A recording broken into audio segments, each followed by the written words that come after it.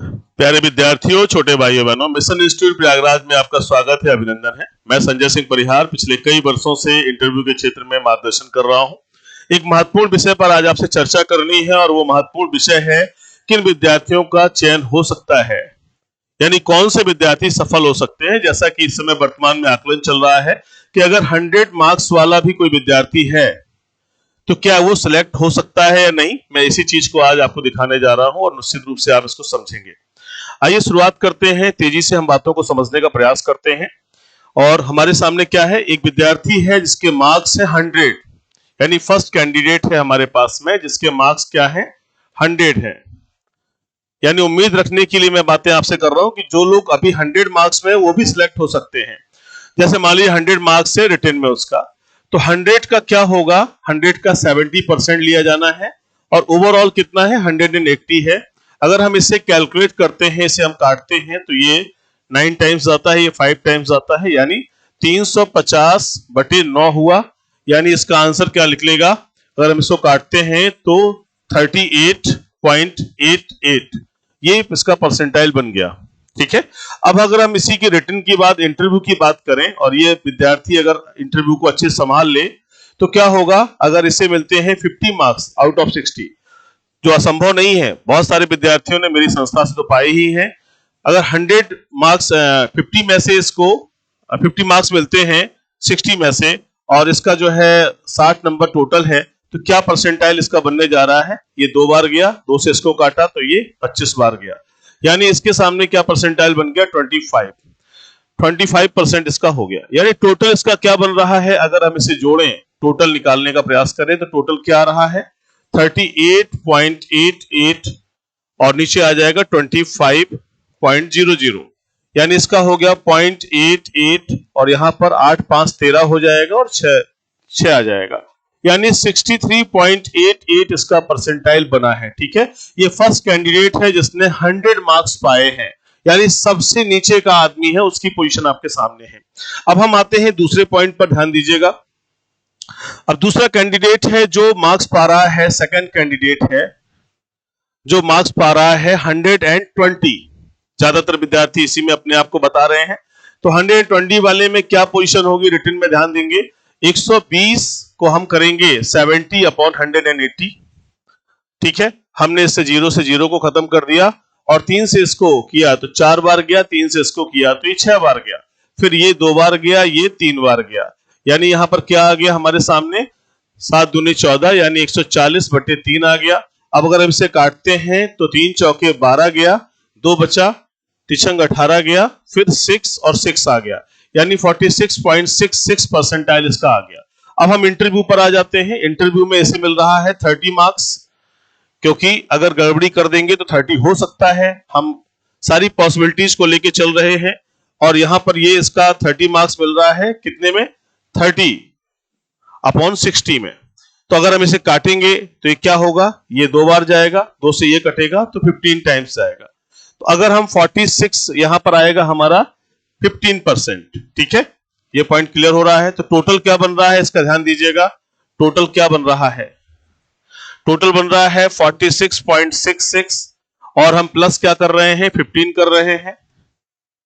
Total क्या हो रहा है, पॉइंट आ रहा है हमारा 6 और 6 5 11 की 1 आ रही है और 4 5 1 6 आ रहा है, यानी इसका परसेंटाइल बन रहा है, क्या बन रहा है, टोटल हमारे सामने 66.66 बन रहा है। ठीक है, अब चलिए मैं थर्ड कैंडिडेट के बारे में बात करता हूं जिसके मार्क्स और अच्छे आ गए हैं। चलिए अब थर्ड कैंडिडेट पर आ जाइए। थर्ड कैंडिडेट हमारा कौन सा है, जिसके मार्क्स हैं 130।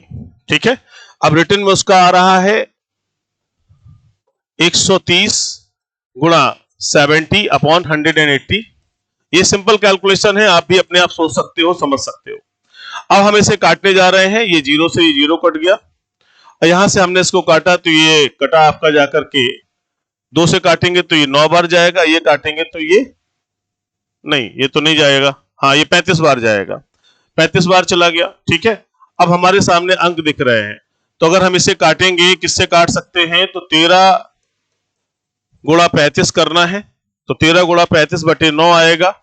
13 से हम इसको गुणा करेंगे तो 13 पना 65 की 5 आ गई, और 13 थी 39, 39 और 6 जोड़ेंगे तो ये आ जाएगा 45 बटे हमारे सामने 9 है। आंसर क्या आने वाला है? हमारा आंसर आने वाला है 9 चौके 36, 9 पना 45, फिर 50 दशमलव, फिर हमारे सामने 60 दिख रहा है, 9 छक 54, यानी 50.66% हमारे पास ये इसका प्रोफाइल बन रहा है, इतना परसेंटाइल इसका आ रहा है।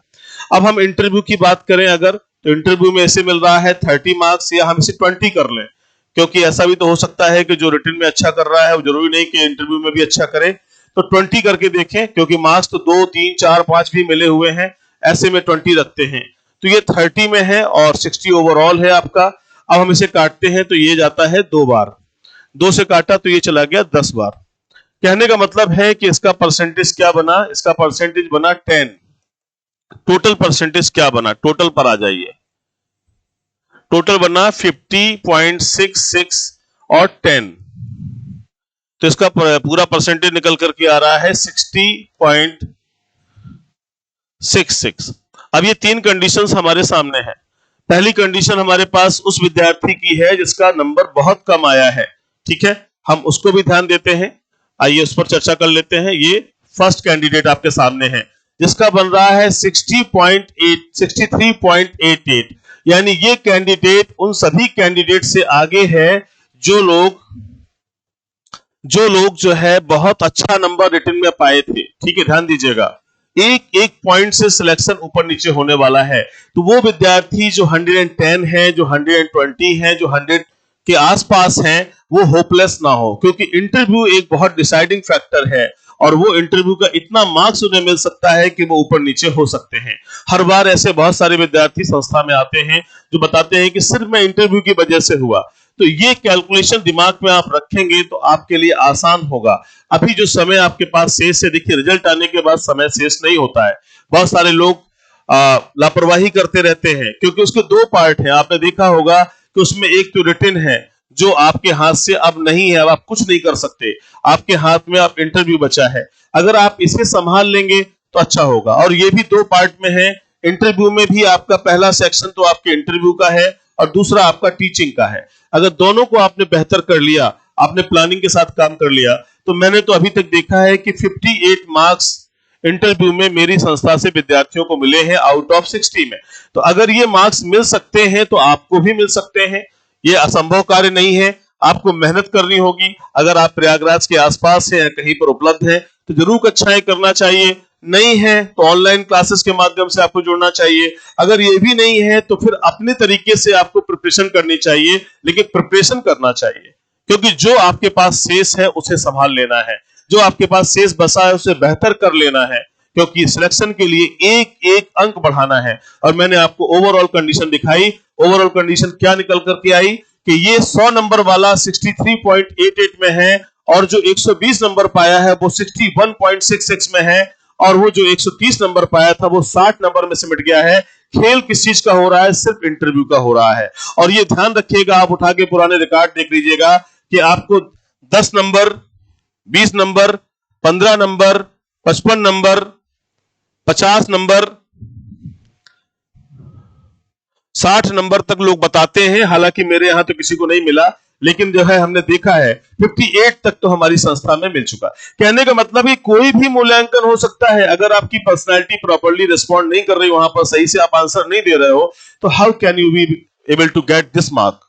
सो it will be very difficult to you. So please इन बातों को ध्यान रखें कि हमें 50+ मार्क्स चाहिए। अगर 50+ मार्क्स चाहिए तो हमें हार्ड वर्क थोड़ा सा करना होगा, और ये हार्ड वर्क जब हम करने लग जाएंगे तो नेचुरली ये हमारी पर्सनालिटी से रिफ्लेक्ट होगा, और वो 15 मिनट इंटरव्यू के जो हैं वो हमारे लिए हमारे स्वर्णिम भविष्य का आधार बन जाएंगे। तो प्यारे साथियों, मेरा आपको बताने का उद्देश्य ये था कि इन पॉइंट्स को ध्यान रख के अपनी प्रिपरेशन करें। इस चीज का वेट करने की बजाय कि रिजल्ट कब आएगा, हर 1 घंटे पर एक वीडियो अपलोड हो रहा है जिसमें इसी ज्ञान का प्रदर्शन हो रहा है कि बीटीसी, बीएड, क्या विवाद क्या है। इन बातों से बेहतर है कि आप अपनी तैयारी को अब अच्छा कर लें।